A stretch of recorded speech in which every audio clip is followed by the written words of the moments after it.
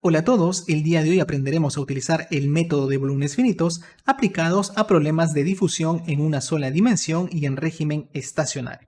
Los problemas de difusión son los más básicos y simples de resolver y nos ayudarán a comprender y entender en qué consiste el método de volúmenes finitos. Así también debes saber que existen otros métodos, como por ejemplo el método de diferencias finitas y el método de elementos finitos. De ello nos ocuparemos en otro video. Toda la información que va a aparecer a continuación la puedes descargar desde nuestro sitio web y te compartimos el enlace en la descripción de nuestro video. Asimismo, esta información está basada en el libro de An Introduction to Computational Fluid Dynamics de Finite Volume Method de los autores Versteeg y Malala Sekera. Es la segunda edición. Antes de iniciar con el desarrollo del ejercicio, vamos a ponernos en contexto para entender mejor en qué consiste este método numérico. Imaginemos que yo tengo el espesor de una pared como se aprecia en la siguiente imagen. Y este espesor de pared tiene en sus extremos al punto A y el punto B. Si por ejemplo yo quisiera calcular alguna propiedad como por ejemplo la temperatura al interior de este espesor de la pared, entonces tengo que definir pequeños volúmenes de control a lo largo de este espesor. Por ejemplo, el primer volumen de control estaría ubicado acá. Lo que se muestra en la imagen sería el segundo volumen de control, el tercero sería este de acá, el cuarto y el quinto. Y entonces, cada volumen de control va a tener un punto central denominado P. Y este punto P es donde se tiene que calcular el valor de esa propiedad, como por ejemplo la temperatura. En este caso, para este espesor de la pared se han definido 1, 2, 3, 4, 5 puntos nodales. Por ejemplo, para este caso que estamos viendo, que es el segundo volumen de control, hemos definido como P el punto donde yo quiero calcular. Para yo poder calcular la propiedad en este punto, como por ejemplo su temperatura, necesito información de este punto intermedio y de este punto intermedio. Y para yo tener información en estos puntos intermedios, necesito los puntos nodales W y E. Estas letras W y E tienen su razón de ser. Por ejemplo, E viene de este o east en inglés y W de oeste o west en inglés. Entonces, para calcular información en el punto P, yo necesito información del este y del oeste. Análogamente, se hará para el tercer volumen de control, en la cual E ya no será el este, sino será el punto principal y P será W y el siguiente punto será E de este. Y de esa forma para todos los puntos nodales. Con toda esa información es que se calcula el valor de, por ejemplo, la temperatura en este caso. Acerca de ello lo veremos más adelante cuando desarrollemos el ejercicio. A continuación lo que estamos viendo viene a ser la ecuación de difusión en una sola dimensión en estado estacionario, ya que acá no hay ninguna derivada del tiempo. Ese viene a ser el término fuente. Si es que no hay una fuente que genere calor en un problema de difusión, simplemente será cero. El coeficiente de difusión, generalmente para transferencia de calor, viene a ser la conductividad térmica y phi vendría a ser la temperatura. De ello ya hablaremos cuando desarrollemos el ejercicio. La generación de la malla está dada en la siguiente imagen, que es lo que hemos explicado anteriormente. Definimos un pequeño volumen de control. Este volumen de control tiene en el centro el punto P, el cual yo necesito calcular. Y para calcular este punto P necesito W minúscula y E minúscula. Pero para tener información de W minúscula y E minúscula necesito información de los vecinos W mayúscula y E mayúscula, que son los puntos vecinos del punto P que vimos en la imagen anterior.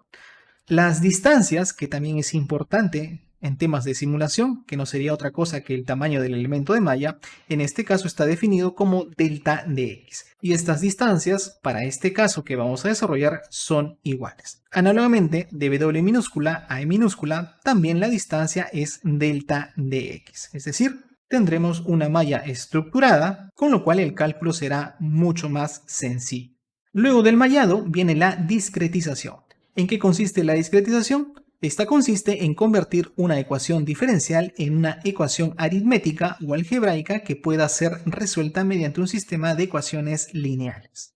Por ejemplo, a la ecuación de difusión la podemos integrar respecto a su volumen de control, con lo cual nos quedaría esta ecuación 2.2. Recuerda que al integrar la ecuación 2.1 es respecto del volumen de control, y ese volumen de control está definido entre el punto E minúscula y W minúscula. Por esa razón tenemos esta ecuación. donde si desarrollamos vamos a tener aquí que gamma sub e minúscula, área sub e minúscula y diferencial de phi respecto de x e minúscula es el primer extremo y el otro extremo viene a ser lo mismo considerando w minúscula. Es muy importante que tengas presente que este punto e minúscula y w minúscula son los límites del volumen de control. Asimismo, como acá vamos a tener gamma de e minúscula y gamma de w minúscula, esta información la podemos tener a partir de la semisuma de los puntos de gamma w mayúscula y p mayúscula. Similarmente, se desarrolla para gamma e minúscula, como aparece en la ecuación 3.2. Entonces, esto será fácil de encontrar porque será dato del problema, como ya lo veremos más adelante. Luego, nosotros podemos aproximar la diferencial de phi respecto de x en el punto e minúscula como la resta de los puntos e mayúscula y p sobre la distancia entre ambos puntos. Similarmente, para el punto P y W. Entonces, lo que estamos haciendo simplemente es con la información que tenemos, aproximar la diferencial de phi. Y con ello simplemente armamos nuestras ecuaciones. Por otro lado, Versteeg-Malarsekera en el libro nos da una igualdad para la fuente, en donde nos dice que podemos tener una aproximación lineal de S sub U más S sub P por phi sub P. Acerca de esta igualdad ya lo hablaremos en otro video. Por el momento solamente asumamos que así se desarrolla. Luego, si reemplazamos la ecuación 5, la ecuación 4.1 y la ecuación 4.2 en la ecuación 2.2, vamos a tener la siguiente expresión. Y si de esta expresión número 6 nosotros factorizamos phi de P, phi de E y phi de W, entonces tendremos la ecuación general para desarrollar el método de volúmenes finitos que viene a ser esta ecuación 7.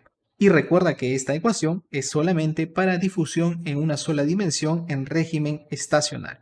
De aquí lo que sigue en adelante simplemente es ordenar lo que está en paréntesis. A todo esto del paréntesis lo podemos llamar A sub P, a esto que está en este extremo A sub W y al siguiente extremo A sub E. Y con ello podemos armar la siguiente tabla, donde notarás que A sub P viene a ser la suma de AW y AE menos S sub P. Y con esta ecuación 7 será que desarrollemos el ejercicio de difusión estacionaria en una dimensión.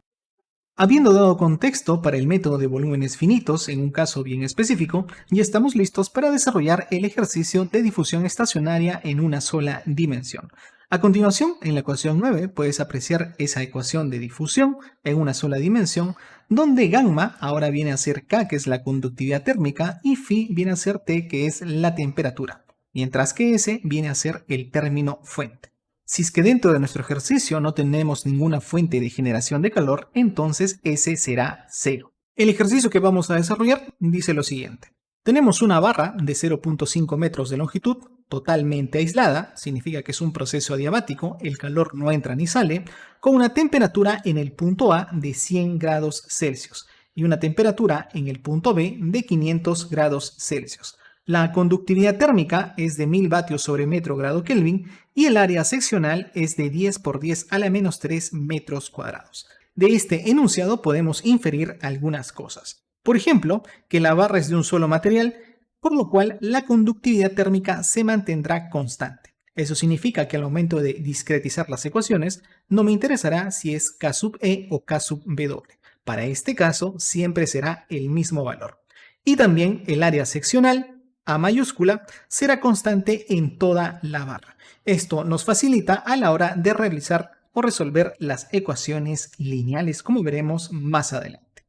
Lo primero que debemos hacer para desarrollar este problema es generar la malla. En este caso, hemos colocado aquí esta línea que representa la barra y la hemos dividido en 5 volúmenes de control. Aquí estaría el primer volumen de control, este sería el segundo, el que se aprecia en la imagen, el tercer volumen de control, el cuarto y el quinto. Cada uno de estos volúmenes de control tiene el mismo tamaño que sería delta de x. Geométricamente, si cada volumen de control tiene el mismo tamaño y su distancia o longitud es delta de x, eso significa que entre punto y punto la distancia también será delta de x. Esto lo puedes sacar geométricamente. Asimismo, si este primer volumen de control tiene un tamaño delta x, El punto A, que es el extremo de la frontera hasta el punto central del volumen de control, tendrá una distancia de delta de x entre 2. Análogamente, para el punto final, el cual es el punto 5 con el punto B. La distancia será delta de x medios.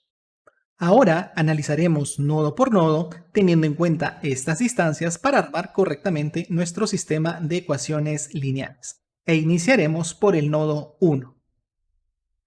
En el nodo 1 tenemos la siguiente ecuación que viene a ser la discretización de la ecuación diferencial de difusión, en este caso sin considerar el término fuente, ya que en el problema no nos especifica nada de generación de calor.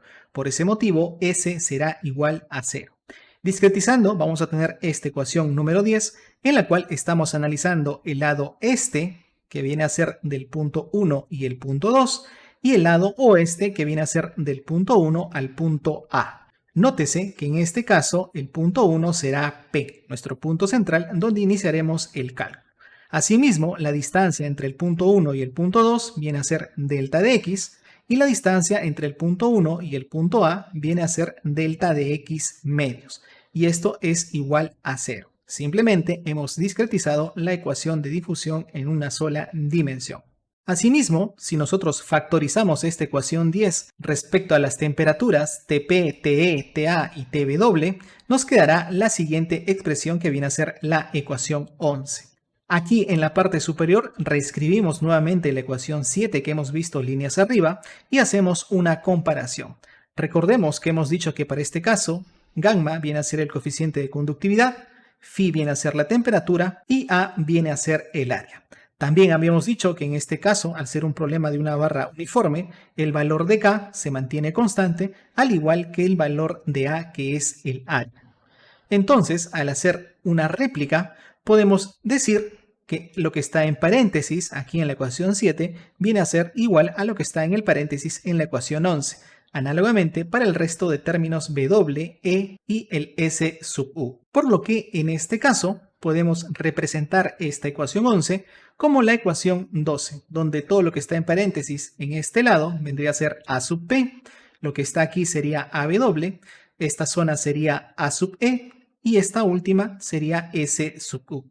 Una pregunta correcta sería ¿por qué motivo si la fuente S es igual a 0, aquí aparecen los valores de SP y SU? Y el motivo de que aparezcan estos valores es que recordarás que en la discretización nosotros integramos la ecuación diferencial. Y al momento de integrar el valor de S, que es 0, nos da una constante. Por ese motivo, SP y SU, como puedes apreciar aquí en la ecuación 11, son constantes. Asimismo, en esta ecuación 11, según la malla que hemos realizado, no tenemos el lado oeste, sino que nuestro límite de frontera viene a ser el punto A. Al no tener el lado oeste, todo esto sería igual a 0. Por lo tanto, A sub W es igual a 0. Con lo cual, todo este término se elimina y se reduce o se simplifica la ecuación 12. Por lo que tendremos la siguiente expresión. AW viene a ser 0, ya que acá, como puedes apreciar, no tenemos nada en el paréntesis. A sub E sería K por A sobre delta de X. A sub P viene a ser la suma de AW y A sub E menos SP. Y SP vendría a ser este valor, pero con signo negativo, ya que aquí en la ecuación número 7, que es la ecuación general para el método de volúmenes finitos, en este caso, tiene el signo menos. Y por último, S sub U sería toda esta ecuación. Entonces, como te has podido dar cuenta, lo único que hemos hecho es factorizar las temperaturas, compararlas con la ecuación 7 y respecto de ello vamos armando esta tabla de los valores de AW, AE, AP, SP y SU. Y estos valores serán los que reemplacemos para tener un valor numérico, ya que K es un dato del problema que es igual a 1000, el área también es un dato del problema que es igual 10 por 10 a la menos 3 metros cuadrados, y el delta de X viene a ser 0.1 metros respecto a la malla que hemos realizado. Es decir, de acá todos estos valores son valores numéricos. Si realizamos el análisis para los nodos 2, 3 y 4, en este caso ya tendremos el valor de W. ¿Por qué motivo? Porque al momento de realizar la malla, en el punto 2, en el punto 3 y en el punto 4, tenemos tanto información del lado este como del lado oeste. Nuevamente hacemos un símil comparando esta ecuación con la ecuación número 7 y de ahí obtenemos los valores de AW, A sub E y A sub P. En este caso ya no tenemos SP ni SU y como no los hay, simplemente son igual a 0.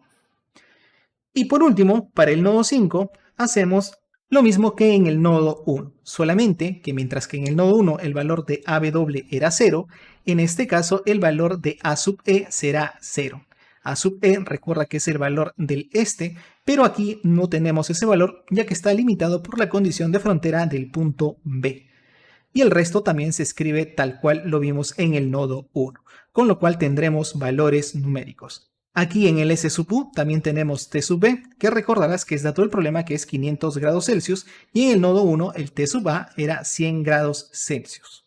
Y teniendo toda esa información y reemplazando todo ello en esta ecuación 11, obtendremos nuestro sistema de ecuaciones lineales. Es decir, simplemente reemplazando todas estas constantes de la tabla, vamos a tener en el nodo 1 la siguiente expresión, en el nodo 2 la siguiente expresión y así sucesivamente hasta el nodo 5. Recuerda que la temperatura en A y la temperatura en B son datos del problema. Entonces tenemos nuestro sistema de ecuación lineal y tenemos que hallar los valores desde T1 hasta T5, que viene a ser las temperaturas al interior de la barra. Aquí hemos armado la tabla con todos esos valores que tenemos y para resolver este sistema de ecuaciones lineales podemos utilizar matrices, donde las variables serán desde la temperatura 1 hasta la temperatura 5. Desarrollar esto es bastante sencillo, inclusive lo puedes hacer en Excel o también en algún programa como MATLAB, Python u otro que tú manejes. Resolviendo esta matriz obtendremos que las temperaturas internas varían desde 140 hasta 460. Recuerda que la temperatura en el punto A es 100 y la temperatura en el punto B, que es al otro extremo, es igual a 500. Aquí también encontrarás dentro de este documento, recuerda que el enlace está en la descripción del video, el siguiente programa que hemos hecho en Python. Es bastante fácil de armar y te paso a explicar si lo quieres ejecutar en tu computadora. Lo primero que colocamos son los datos del problema. Tenemos la temperatura en A, la temperatura en B, la conductividad térmica, el área seccional, la longitud de la barra y el tamaño del elemento de malla. Aquí en X realizamos la malla, en este caso estamos definiendo una longitud de 0.5 y el punto inicial será L medios, que será 0.1 entre 2. Y esto irá variando de L en L, es decir, de 0.1 en 0.1. Análogamente a esa barra le vamos a añadir el punto final y el punto inicial, que son 0 y L, que es 0.5. Con ello tenemos toda la barra. Luego escribimos aquí la matriz en base a las constantes que hemos obtenido de nuestro sistema de ecuaciones lineales, gracias a la discretización y a las tablas de A sub W, A sub E y A sub P, ya que tenemos la segunda matriz en base a los resultados considerando 200 por la temperatura en A y 200 por la temperatura en B. Desarrollando esta matriz, simplemente aquí sacando la inversa y multiplicando por la matriz 2, obtenemos el valor de la temperatura. Y después lo graficamos. Y acá tenemos esa variación de las temperaturas. Aquí sería el extremo el punto A, el otro extremo el punto B. Y aquí están los puntos que hemos obtenido en este ejercicio utilizando el método de volúmenes finitos. Espero que este video te haya sido de ayuda. Recuerda que si tienes cualquier duda o consulta o algo que no haya quedado claro en el video, puedes escribirme en los comentarios. Saludos a todos.